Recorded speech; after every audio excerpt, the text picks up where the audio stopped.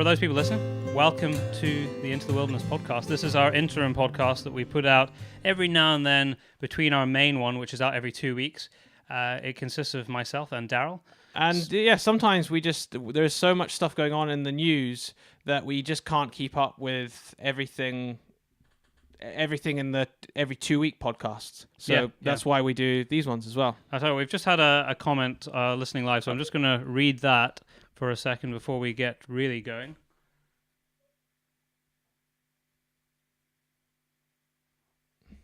I tell you what, Pete's asking about running a charity raffle in his Night Vision UK group. If we hadn't already said we were giving it away live now, we would have done that. But I'll tell you what we'll do is next time somebody doesn't claim a prize, we'll give you a shout. Yeah, and then we can we give away prizes every 2 weeks, so there's a high chance it's going to happen again. Yeah. So yeah, sorry about that, Pete. But good news is next time someone doesn't claim, we'll give you a shout and we'll run that as a raffle. Okay, what are we going to start with today? I think you should start about Channel 4 Eden because that's up to date, and it's lighthearted. Yeah. Okay. So last week, it's a few weeks now, I've been seeing an advert for Eden Channel 4. The people that are watching on Facebook Live right now, maybe you have seen the Channel 4 show Eden. A couple of thumbs up. A few thumbs up, yeah. So I watched it, and the whole premise behind the show, and the way that they painted the picture was that there was a group of individuals that would have to start civilization again. Hence Eden.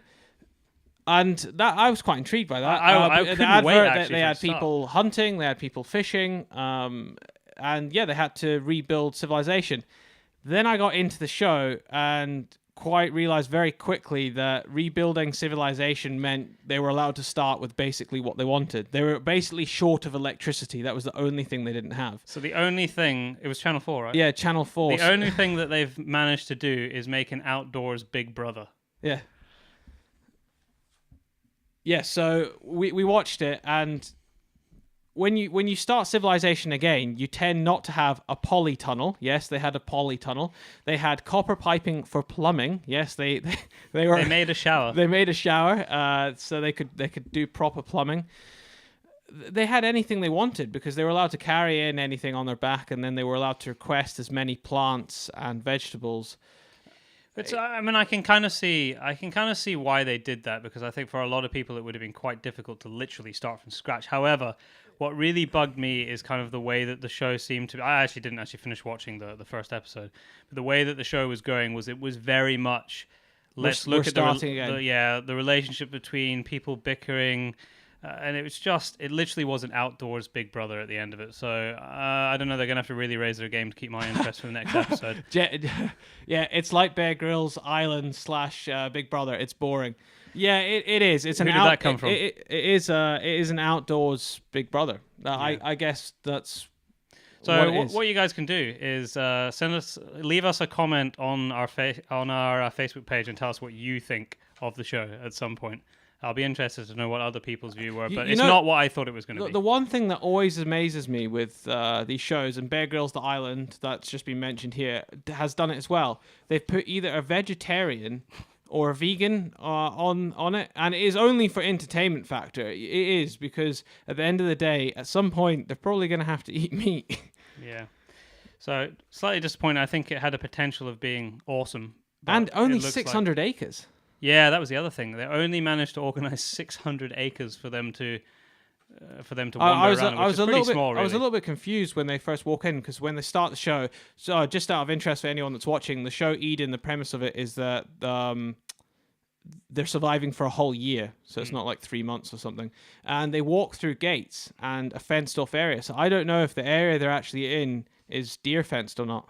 I'm not sure. They didn't say. But I know that they are hunting deer at some point because they've already talked about it. But should we move on to the next thing? Let's move on to the next thing. So, you want to go for the next thing? Okay. Let's do another light-hearted one. Let's do that. Pokemon Go. Who on this live knows about Pokemon Go? Okay, for everybody listening, you're going to be embarrassed for him here because he actually does have it on his phone. Well, yes, I'm pointing to my brother. Hang on. I had to do research for the podcast. Is that your excuse? Yeah. Matt Smith, your friend who was playing it with I had to do extensive research of the... I can get 2,000 acres for a day's hunting. Yeah, well, when you've only got 600 acres for a whole year, it's pretty small. Yeah. The show. But anyway, back to Pokemon. Yeah, so Pokemon Go, that's what we're talking about right now. Now, anybody, because you're watching live on Facebook, the people that are watching live on Facebook right now, you can check out a group, and it's called, I think it's I Am a Vegan. Yeah, I'm a Vegan Facebook page. And their most recent post has been shared 17,500 times, and it's about Pokemon Go. And they're saying no to Pokemon Go. Why? Why are they doing this? Because it's animal cruelty. Yes, they do not want to encourage younger kids to go around catching imaginary things in Pokeballs. Yeah, so the vegans are saying no to Pokemon Go. Andy's saying Pokemon isn't for grown-ups, Daryl, so I think you need to delete that app. Paul, who's just sent us a comment, is giving us some stick about not being able to cook properly at a barbecue. I have no idea what you're referencing there, Paul. The comments coming in thick and fast here, actually. From James, you've got to catch them all. James, you know far too much. Well, you do have to catch them all. But yeah, if anyone wants to check it out, I'm a Vegan Facebook page. It's got about 6,000 people on it, but their most recent page shared 17,500 times, and they're saying that we shouldn't be encouraging children to just go and catch what the hell they like. Yeah. Well, I think the game's a little bit sad, to be honest, in my opinion. But also, I think it's a little bit pathetic that they are getting very uptight about kids catching a fictional piece of cartoon in a fictional ball on a game. But it is a bit of fun at the end of the day. I said to Daryl when this came out, I said, well, what a waste of time, kids sitting there playing. It's not like they can make any money on it. And yet, the other day, he tells me that right now on eBay, you can buy the profile, right? Yeah, just a profile, and £6,500. But saying that, you can't diss it too much, because I never knew there was this many children in my village until that game came out. Honestly, there's about 25 children walking up and down the main street now. I didn't even know they were here. But on a serious note, actually, one thing that they have done, and I only know this from my brother. What's my recommended caliber for Pokemon? I guess it depends on which one you're trying to catch. Who commented that? From Shane. From Shane. What I was going to say was that I think the only good thing that I can see has come over it is that the various things that Pokestops or whatever the hell they're called. Yeah, they tend to be sites of interest, so like churches, historical monuments. So I suppose in a way it's a way to get people to visit these places, which are interesting. Right, we're going to move on swiftly. We're going to go on to some more important matters. Should we do Packham yet next? No. I'll tell you what I'm going to do. Let's do something. So this is a bit more serious. Very serious now. Yeah. This is the Select Committee in the House of Commons, a debate by Jim Dowd MP, and this was with regard to snaring, so something that will affect a lot of people. It is something which we've seen certainly come up in Scotland a few years ago. We have slightly different rules here with regard to the regulations, and at the time there was lots of signs on the side of buses telling people how cruel it was to snare.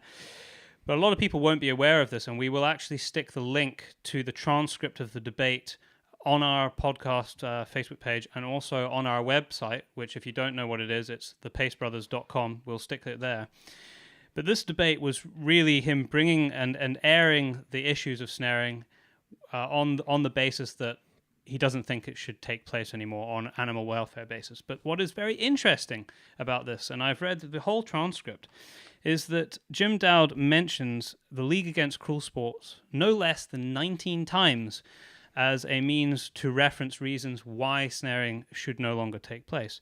And for those people who haven't done their research, they might be slightly surprised to find out he is actually an honorary member of the League Against Cruel Sports. Surprise there. So now we start to see the angle of the debate and why he brought it up. What is even more interesting for those people who don't know much about the League Against Cruel Sports, and I did a little bit of digging just to confirm things which I thought I already knew. There's a Times article, again, I'll stick up the link to show you, where they came under severe scrutiny for making £3.5 million disappear. That was left to them in a will by somebody. The vast majority of it was on things which it's very debatable they should have been spending money on. So congratulations for making £3.5 million disappearing without really making very much difference. In 2002, and this is probably the most important thing, and I haven't referenced this before, but I actually have the numbers here for a change. 2002, they were found to have had 107 deer die of disease or starvation in the very small sanctuary. I use sanctuary, the word sanctuary loosely, that they have of 225 acres. They originally started that. I can't remember the date they started, but it had been on the go for a long time, and they originally started it so that it was a haven for deer, so they couldn't be hunted. I remember this when it was in the news. Yeah. So all they managed to do was that they didn't cull enough, or if cull any at all. Overpopulation, high densities, half the deer died. So congratulations for that. If that's not cruel, I don't know what is. These are the kind of people that we are dealing with regards to the League Against Cruel Sports. And don't forget that although acquitted of manslaughter, Brian Griffith was the man who, in an altercation on a hunt, ended up killing a huntsman with a gyrocopter. Now, he was acquitted. He was found not guilty, but he was charged and was taken to court on that. So they were involved in that. They're the same organization that appears at hunts and disturbs people wearing balaclavas on a regular basis. And I can quote here because this was on a video that was shown as evidence for the aforementioned incidents where somebody died by the blade of a gyrocopter. And it wasn't actually Brian Griffiths himself, but somebody that he was there with, on the guy being hit on the head and landing unconscious on the ground. His comment was, "Oh dear, the twat didn't stand clear." I leave you with that as a thought. Those are the kind of people we're dealing with League Against Cruel Sports. As I said, Jim Dowd is an honorary member, and he is the person that has brought this forward for the Commons Select Committee for debate. And I have to say that if you read the transcript, it doesn't look good. It very much looks like the vast majority of people there are siding along the lines of snaring is something which I think might have a limited lifespan. It is also important. It doesn't look good. It doesn't for the look life good, of does it? snaring.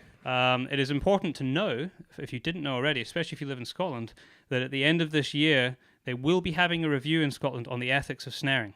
The Scottish Government will be having a review. I'm just going to take a second to read a couple of comments. But Byron can read the comments. I'm just going to carry on a little bit. I'm not finished on snaring yet. Oh, you're not? No. Okay. There's some important stuff. From Ethan, why didn't the League Against Cruel Sports focus their efforts on dog cruelty in foreign countries like the videos you always see on Facebook? Can't answer that, I'm afraid.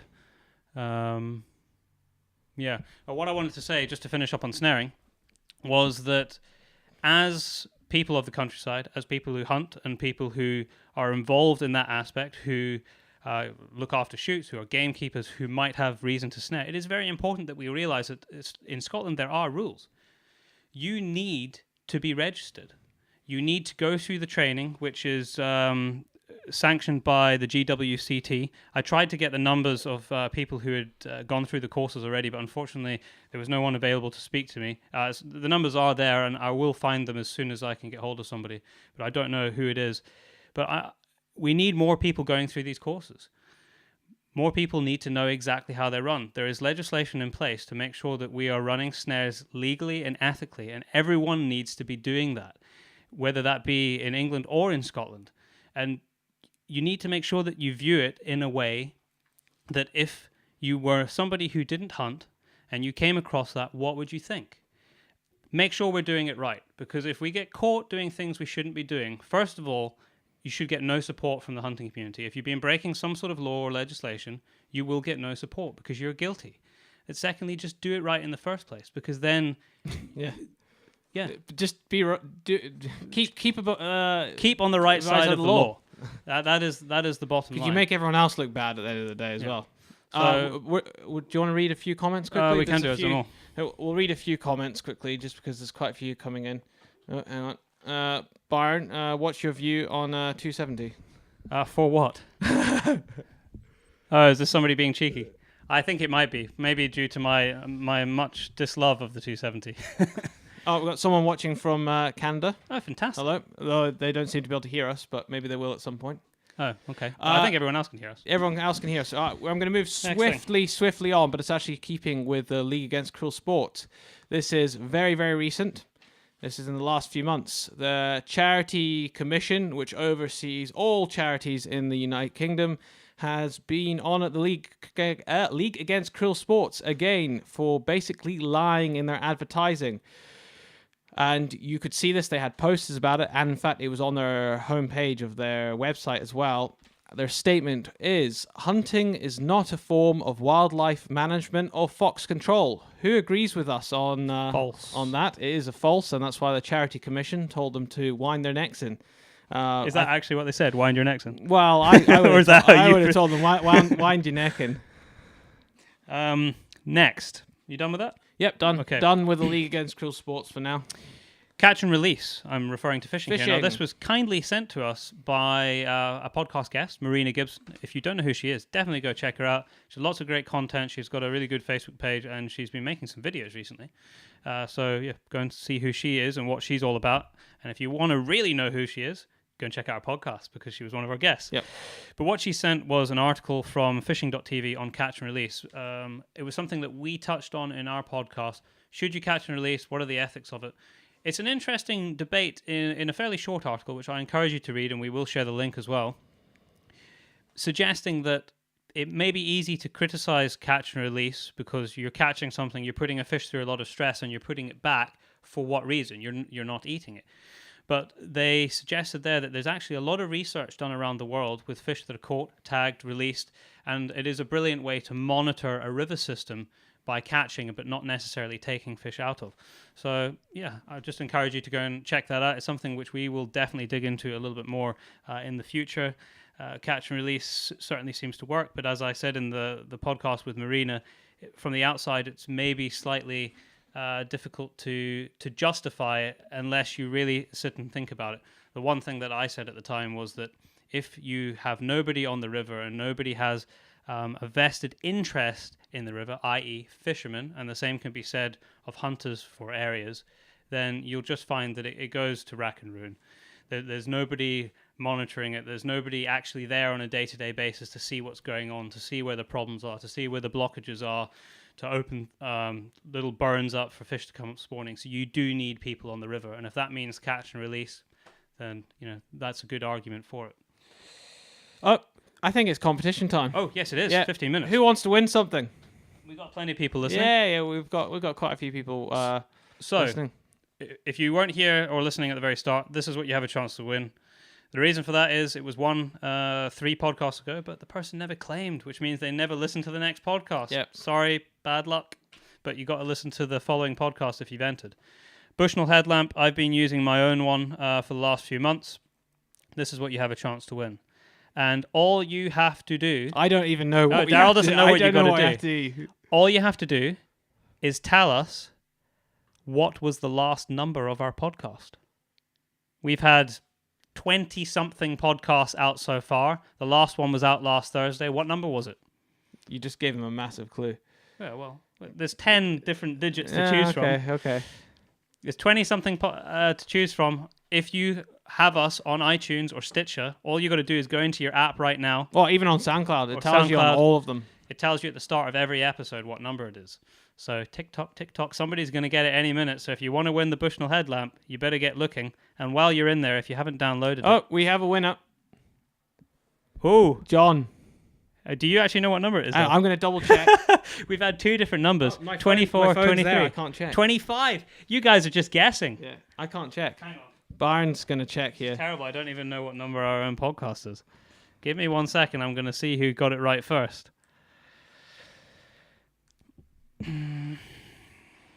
We have some other interesting stuff to talk about very shortly. We're going to talk about drone-assisted hunting. We're going to talk about emojis. Yeah, of all things. You never thought you'd hear that on a hunting podcast. We're going to be talking about Chris Packham, so don't go away. Packham is... what number is it? Yeah. So it was whoever guessed 24 first. You've gone too far. Yeah. There we are. John Cameron Dunn. John Cameron Dunn. You are the winner. You are the winner. Send us a message, please. After not the show. not on this feed because we'll lose it. Send us a private message. And that's it. Congratulations, you just won yourself a Bushnell headlamp. Leanne loves an emoji. We know you do, Leanne. Yeah. Well, let's talk about emojis. Let's then, talk about since you brought emojis, it right? up. So obviously over the last few months, weeks, years, we've been having atrocities happening across the world to do with gun crime, various other things, mass shootings and terrorism and so on. And we're not going to go into that whole matter right now of mass shootings and the types of guns and so on. But I would say this has a large reason to do with why Google, Apple, and Facebook have banned the rifle emoji for the Rio Olympic Games. Yeah. Sad times. Yeah, sad If times. that's not giving in to terrorism, I don't know what is, to be honest. I think it's pretty pathetic that they've taken it down. I lost the signal. How do I claim? John, just send us a private message, and after the show, we'll be in contact with you. Yeah, but make sure you send us a private message or we'll lose send us a private message. So you can't use the rifle emoji. Yep. I don't really use emojis anyway, so it doesn't really bother me. But the principle bothers me. Yeah. That we're taking that down for what reason? Who are we giving into for that? Remember, it's just pathetic. Gun emojis don't kill people. Yeah. People do. Yeah, and guns don't kill people either. The person behind the trigger does. Yeah. Okay, next. Do you want to talk about drone-assisted hunting? Yeah, okay, we'll talk about drone-assisted hunting. I mean, I guess this has got a bit. We can put a little open question out because we'll take some comments. Yeah, okay, this. let's do this and we'll come back to it. What's people's takes on drone-assisted hunting? So you'd use a drone, which everybody knows what a drone is now. Yeah. Fly UAV that up in the drone, air and use it to scout an area, find out where game is, and then go and hunt it from the comfort. Well, you'd be able to find where they are from the comfort of your vehicle, I suppose. Yeah, you could. Even if they were 3-4 kilometers out. Somebody just put an emoji of a pistol. Yeah. That one hasn't been taken down. It's for the Olympic Games. They released like 150 emojis, and the rifle wasn't included in it for reasons beyond me. Yeah. So for the people listening, give us a yes or no comment on the Facebook Live. Should drone-assisted hunting be allowed? Should you be allowed to use a drone to go and scout areas that you're going to go and hunt? Give us some yes and no's, and we'll come back to that and we'll add them up. Pete, yes, especially thermal drones. Ooh. Sounds a bit too Call of Duty. Yeah. No. So we've had a yes, we've had a no and a no. And from Davey, he uses his drone to find bunny paths. Any chance we can do these in the evening? Robert, we will be doing some in the evening. But don't worry, Robert. This is going out on the podcast, so you'll be able to listen to it anytime you want. So if you've got to go, you'll be able to download it, so don't worry. Right, let's move on to the next thing. We've got people coming in. We can tackle this now. Yowan said yes. Robert, takes no, the stalk out of it. No. Yep. Yeah, I'd say the vast majority of people are for no, 1 or 2 yeses. So the reason why we bring this up is there was actually a video came out of South Africa advertising drone-assisted hunting. Part of it was for actually locating game, as I was suggesting with your asking for your comments, but part of it was also for following up wounded game or game that had run on and died. I think this has some serious questions over it about what we should and shouldn't allow. You could maybe even throw in thermal imaging for daytime stalking. Should that be allowed? Drone-assisted hunting, I just don't see the point. If it's a hunt for pleasure, if you're doing it because you enjoy hunting, why on earth would you want to go and locate the game first with a drone? If it's for management, if you've got an area where you're going in and you're, say, so let's take Africa for example, because that's where the video came from. If you are going to maybe go and cull a certain number in a certain area, that might be a really efficient way of doing it instead of having to bring in a helicopter. If you were going to go and if you needed to go and dart an elephant for recollaring, brilliant. Save the fuel in a helicopter, use a drone. Should recreational hunters be using it? I think there are some serious questions over that, and I would also suggest, I think as a hunter you should ask yourself some serious questions over why on earth do you hunt if you want to go and find your game with a drone. We've got a couple of other comments here. If you got this is from Yowan, if you got large numbers to stalk in a large area, then you might need to do it to do the job better. Yowan, I think you're talking about management there, are you? Management, you must be. If you're talking about management, yeah, as I said, I can maybe see justification, but we've managed a very long time without it. If it's for recreational hunting, I just don't think it should be allowed. Jack said no. Pete, seen it with thermal at night using drone. Yeah, I mean, big questions over that if it's not for management. Where's the field cross and using a drone? Yeah, Rob, totally agree with you. I mean, the bottom line is that in this country, it probably never happen as such because the operator would actually be using it for commercial purposes. So then would actually come under CAA license, and nighttime flying with thermals that you're just saying is almost impossible to do in this country under CAA law. I only know this because I've actually done my drone and UAV course, the CAA course. Interesting comment from Davey Scott here. He said, no, the next thing we'll be using it to shoot the game. That's a very good point, Davey. I mean, where does it end? You use a drone to go and locate the game you want to hunt. Why stop there? Why not just shoot it from the drone? If the technology, obviously, it's not available to the public, but that technology exists. So I think there's serious questions there and something we should all think about, and we will definitely probably dig into that with a guest at some point. Yeah, we'll come back to that. What's on next? So I want to talk about lions. Okay. Not particularly, not something we deal with here in the UK, but we see it debated all the time. In fact, just today's newspaper, there was talk about lions and saving lions from hunting in Africa. There was a report out which I urge you to go and have a look at. It is called Keeping the Lion's Share. It was a report done by the SCI on the four of the biggest animal charities in the world, and four of the biggest that make a lot of noise about lion hunting in particular. That included Born Free, which everybody will have heard of. Looking at their tax returns, which are publicly available in the States, they generated £150 million in one tax year. Not even 1% of that went to Africa. And of that 1%, I don't know how much went specifically towards the conservation of lions, but not even 1% of £150 million. To give you a comparison, hunters in Africa, in rural parts of Africa, spent 200 million in the same period. 200 million. They didn't even spend 1% of 151 million that they made. But what is more interesting than that was these charities make a lot of noise about hunters going to hunt, especially the big game and lions in particular, because of Cecil a year ago. But what is very interesting is that the charity Watchdog did a bit of research, an investigation into these charities, and a number of them are categorized as D, which this is categorization for how good the charity is basically at using their funding. Category D means that more than 50% of the money that is given to the charity goes on overheads. It's paying the fat cats at the top of the charities, and it's paying for lots of fancy travel. You go and dig into any of these, and I bet you'd be pretty disgusted at what you find. And Born Free, although I don't have the number, is Category C, which is just one better than the more than 50%.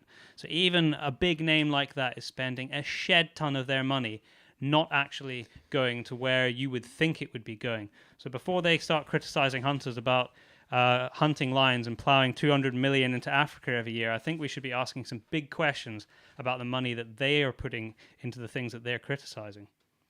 Agreed. I mean, you've always got to question charities when the CEOs are making 140, 150,000 pounds a year. Not very charitable, is it? No. And then they're asking people for their hard-earned money that could be. Well, the thing is that they target elderly people a lot. We've seen this with recent investigations. Pretty disgusting what's been going on in some cases, not all cases, but there is certainly within some charitable organizations and a lot of wildlife organizations where they specifically target elderly people with a love of either domestic animals or wildlife because they know that they're vulnerable. I gave money to a charity that was stopping bears being abused. Did you? I did, yes. And it's like bear baiting and stuff. Yeah, but cutting out for gallbladders and so on. I don't know how much I gave them. It was quite a bit of money. And I got a phone call every single week for about a year after that, and that made me put off giving them any more money for the reason that they were harassing me. Yeah. And they're after one thing. What are we talking about next? Have you got another thing? Okay, well, this is quite a short one.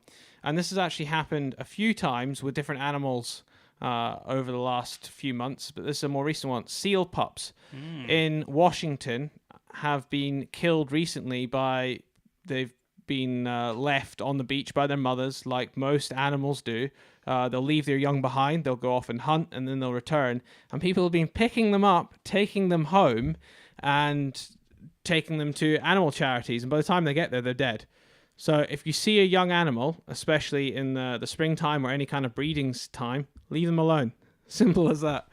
Yeah, and that's same as with deer. Yeah, same as with deer. Yeah, that happens quite a lot, and I think one of the Irish deer organizations actually put out a statement a few months ago with regard to exactly that, because they're having a problem with people bringing in little baby deer to vets, saying, "Look what I found." They're like, "Well, yeah, it was left there for a reason by its mother. Let nature do its thing and don't interfere." We spoke about the incident that happened at Yellowstone National Park, where some tourists picked up a baby bison, shoved it in the back of their car, and drove it to the ranger station, and said, "Oh, there's an abandoned baby bison."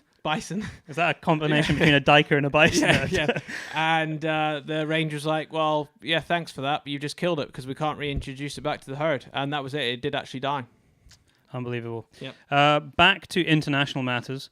If CITES, if you don't know what CITES is, we're going to be having a podcast very specifically on CITES very soon. But they are meeting in September this year. I think I probably mentioned it in a podcast not that long ago, but I certainly mentioned it in an article that I wrote for Sporting Rifle magazine. Just 1 second. Matthew Clark, it will be up as a podcast. So I know you're in the gym right now. You can carry on with your workout. I appreciate that. I will be working out later on with my friend Murray, so I'll be in the gym later as well. Yeah, it should be out tonight, right? Yeah, it should be out tonight. I know someone else just asked another question there. Will there be any more prizes? Yes, there will be more prizes, but not on this podcast. You just need to listen to the podcast before, and there's still a prize to be given away. Podcast before, set of Caldwell shooting sticks. Yep. Which are here. Listen to the podcast before, and it's an Instagram... well, I'll tell you what it is, because we told you at the start. Yeah. If you want to win these, go onto Instagram and tag Pace_brothers in a picture. One more thing before Byron can carry on. Davey, thank you for that message. RSPB took $5 million from charitable contributions to fill a hole in their pension fund. Doesn't surprise me. Yeah, I don't know where you got those facts, Davey. I trust that you read them somewhere, but we'll go with that unverified until till the thing. But thanks for the information. That came from Davey Scott, who's listening and commenting. So yes, back to what I was saying. CITES meet in September this year. Two of the things that they're going to be discussing in September is moving elephants and lions to Appendix 1. The long and short of that is that it will be far more difficult to export the trophies of elephants and lions, which you might think, well, okay, that's fine. What does that actually mean? Now, Ron Thompson, who is a very eminent hunter and in the last couple of decades, very well known across Africa for his conservation work, has come out and urged all African countries to remove themselves from CITES. And he basically has said that they haven't done enough, that CITES has been hijacked by animal rights organizations, and that the biggest problems of meat poaching and ivory and rhino horn poaching in Africa are getting worse. And the fact that CITES haven't actually managed to do anything that curtails that is the real issue. The only people that CITES applies to, really, are the people who are doing it legally anyway, who are paying and need to export the trophies that they've hunted in managed areas. The people who are doing it illegally, who are killing rhinos and poaching ivory off elephants, they don't care what CITES have to say. They don't care what anyone has to say. They're putting it in shipping containers and getting it off to Asia anyway. So he has a very fair point, and we're going to be digging into this a lot. We're just trying to get together all the elements so that we can give you a really good debate and podcast on it. But if you go and check out Ron Thompson, just Google his name, Ron Thompson Conservation. He's a really, really interesting guy.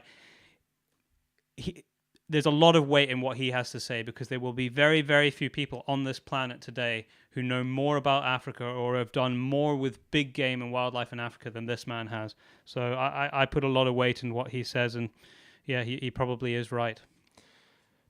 James, what are views if they reintroduce links back into Britain? Well, James, incidentally, if you haven't already, we've actually done a 2.5 hour long show about links reintroduction, talking to the lead scientist involved with the links project. And in a week's time, we'll also have a bit more of a rewilding debate coming Yes, we from do. Scoon Palace. So there's 2 podcast shows kind of almost dedicated to links. So yeah, you'll find that. I can't remember what number it is, but you'll find it on iTunes. Really interesting. It's a talk. big debate, and we won't get too much into it right now because there's so many different aspects to it and the views of why But we think. it's pretty well thrashed out in that podcast. So I urge you to go and check out the Links podcast that we did. And that'll certainly give you good information and also give you an insight into the people who are pushing to reintroduce them. But I tell you, you found out something interesting today about the was it Panthers that had been released? Oh yeah. But this was to do with everybody must have seen it. The links that was released. Escaped. I say escaped. It could have been released. Who knows? From the zoo down in Devon. The owner of the zoo in the 80s admitted to letting a whole bunch of the black panther-looking things out as well. And they were actually, apparently, this is from a newspaper, so take it as you will. Apparently, they lived successfully up until 2009 or 2010, where a really hard winter killed them out. Which doesn't surprise me, actually, because... It just shows you where all the big cat sightings must have come from. They were releasing panthers during the 80s. Yeah. What have you got left, Al? I've got Packham. Oh, yes, Packham. Now, put your hands up if you like a bit of Chris Packham. I'm sure that the vast majority hands? of people who listen to this probably saw his YouTube release about a week ago now. Well, he actually made 2. There was a short one and a long one. Oh, okay, yes. Yeah. Basically, it's his push against driven grouse shooting. He wants to get driven grouse shooting shut down, closed down, banned, whatever you want to call it. He doesn't want to see it anymore. He is a massive, massive supporter of Mark Avery. He is asking people to join the League Against Cruel Sports. We talked about them at the very start. Thumbs up for Packham. Everybody's loving a bit of Packham. So if you're only just joining us now, listen to what I said at the very start about League Against Cruel Sports. Chris Packham wants everyone to join them. That might say a little bit about the man. But it's a really important discussion to be having, this issue with Chris Packham and what he has to say. Everybody has a right to say what they want to say. I mean, we have free speech. It's a free world. Well, we live in a free world. Not all the world's a free world. But we should be able to say what's on our mind. However, the main issue is that he is a BBC broadcaster who is in pretty much every wildlife program that they put out. BBC is a public broadcaster. Which the public pay for. Which we pay for. Yep. And it very, very clearly, he has this fixation on one single item of the field sports community. And a lot of what he says, there are massive, massive holes in, as indeed half of Mark Avery's book there's massive holes in. It did make me smirk slightly that the one instance that he could give of large numbers of grouse being shot was from 1915. Not exactly a recent example of large bags of grouse. That's not to say that they don't shoot a lot of grouse these days. They do, and there's still record bags being shot, but that is down to good management and practice. So, the main issue from my point of view is that the public who don't necessarily know very much about shooting and hunting in the countryside listen to Chris Packham because he's on their TV. So they see them as a friendly figure on Springwatch or whatever it is.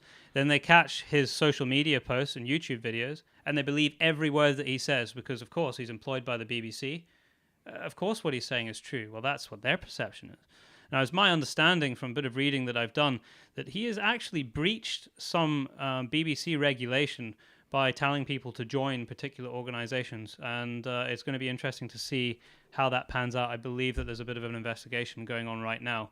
So who knows what's going to happen there, but he, for the most part, is going to continue to bring out these videos. I don't know, he never said how often, but he's bringing out a series of videos against grouse shooting. Yep, and all the facts from Mark Avery's books. We incidentally, we have actually had dialogue through some our listeners with Chris Packham, inviting him on our show. Multiple times. And because we are the only hunting and countryside podcast, radio show in the UK, with thousands of listeners now. Thank you, everyone that's been listening. It's been pretty outstanding, the amount of people, the last 6 months, the amount of people that have been downloading our show. And Chris Packham was complaining that he had no platform. What happened there?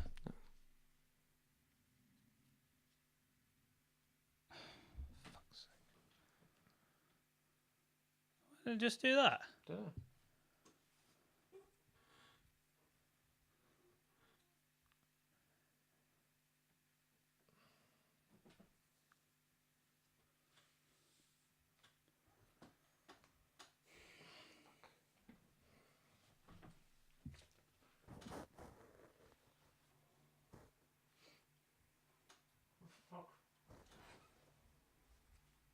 Fucking roasting here.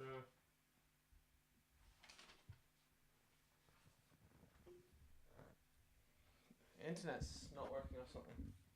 Well, the app just died. Can you check if the internet's working?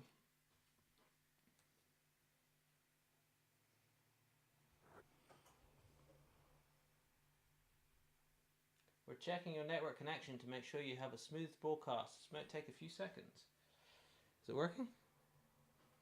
Seems to be.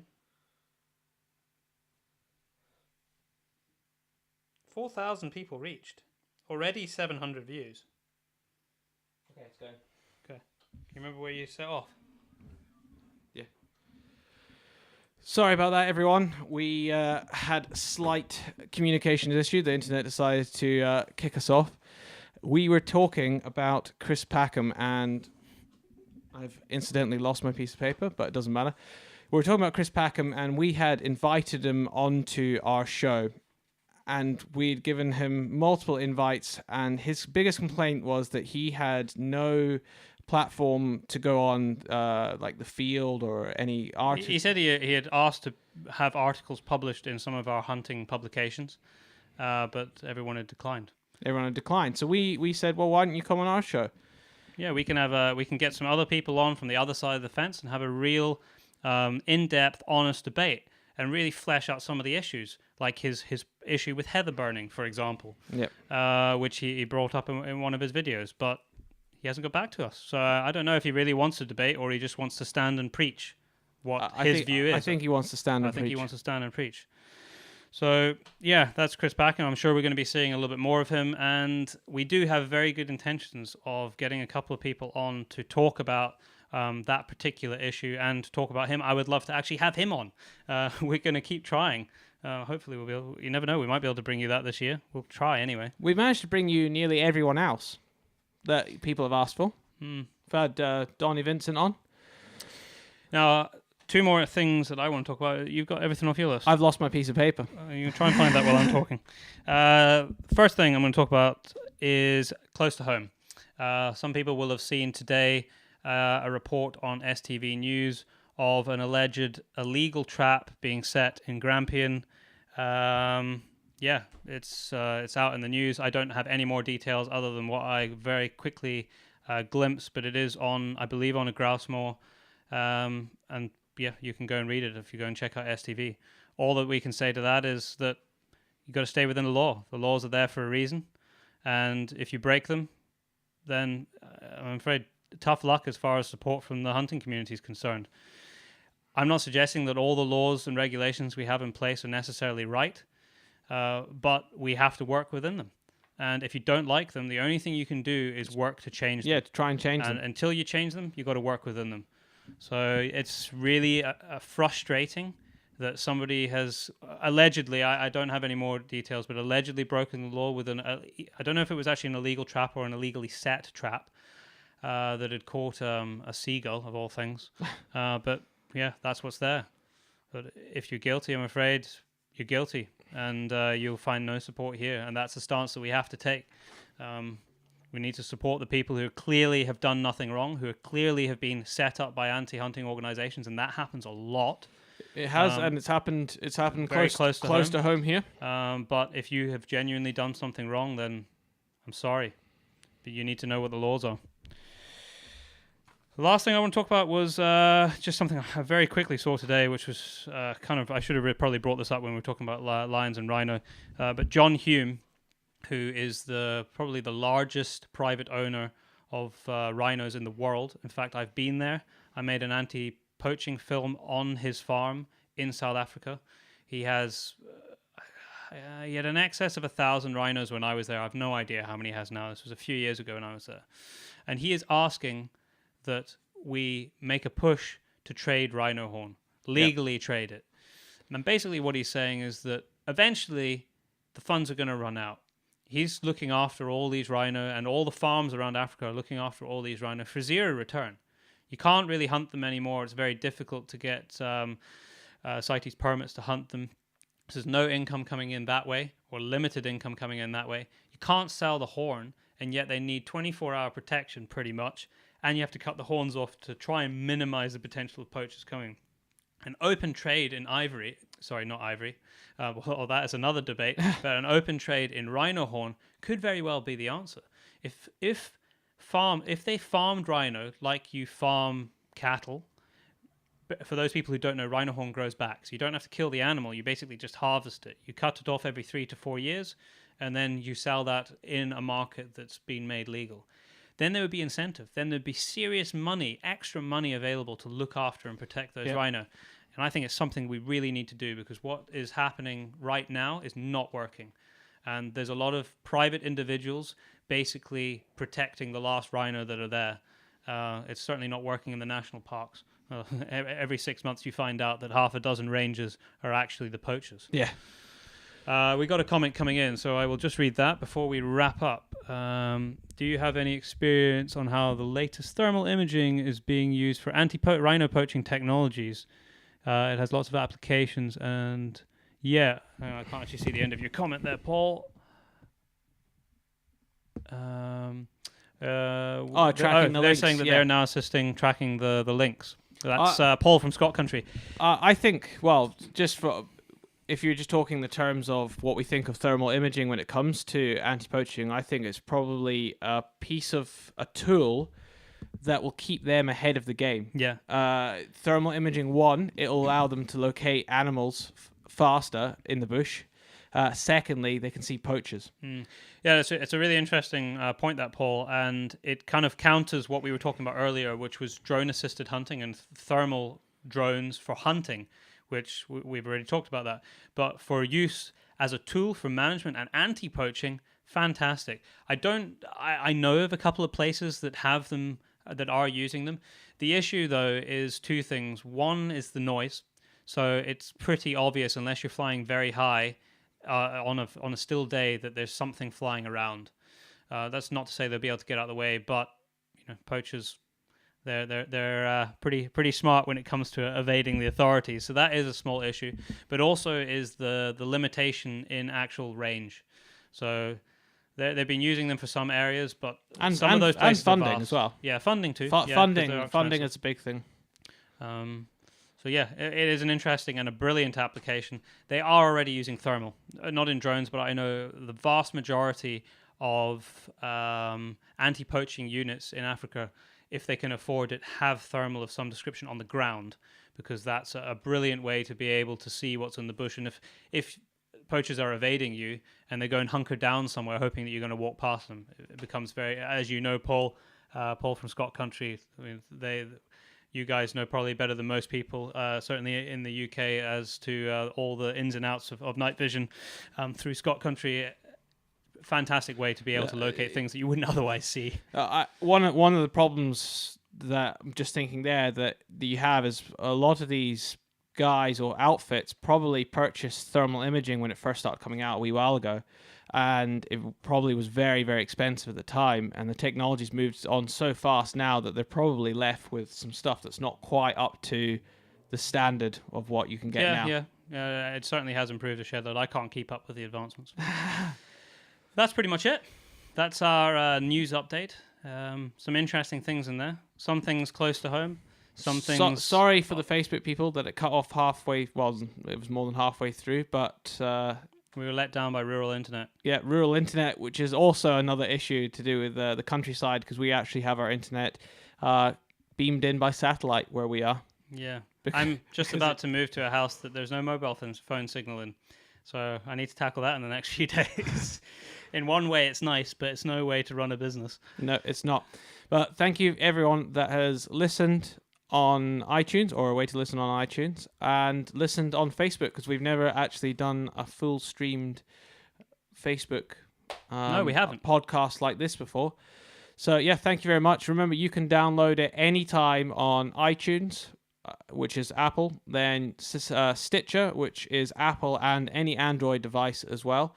Then you've also got SoundCloud, which covers all devices, but mainly for desktop, and you can actually download on it.